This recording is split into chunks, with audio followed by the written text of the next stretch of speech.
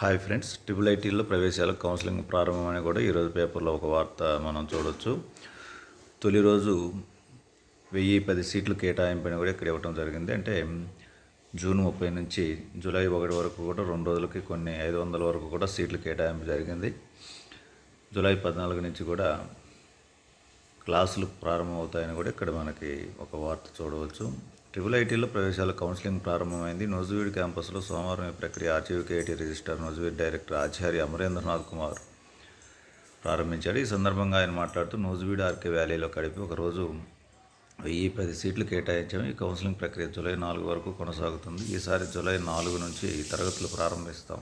July 14 నుంచి కూడా తరగతులు స్టార్ట్ అవుతాయని ఇక 2 వారాలలో ఈ సంగతి తెలుస్తుందని కూడా తెలియజేయడం జరిగింది.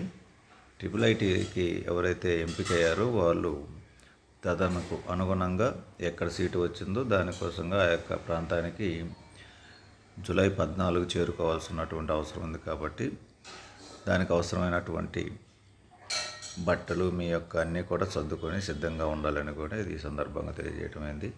ట్రిపుల్ ఐటీలో చెప్పేదానికంటే వారు చదువుకునేదే ఎక్కువగా ఉంటుంది అనేటువంటిది సీనియర్ విద్యార్థులు తెలియజేసేటువంటి అంశం. మంచి లైబ్రరీ ఉంటుంది.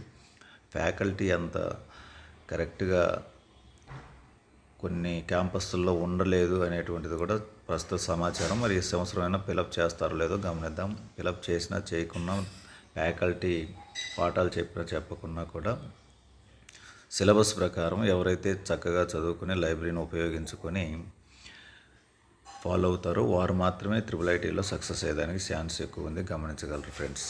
మొదటిసారి మన ఛానల్ చూస్తే సబ్స్క్రైబ్ చేసుకోండి, లైక్ చేయండి, షేర్ చేయండి.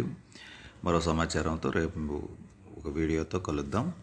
అంతవరకు సెలవు. జై Hind. Best of luck. Thank you.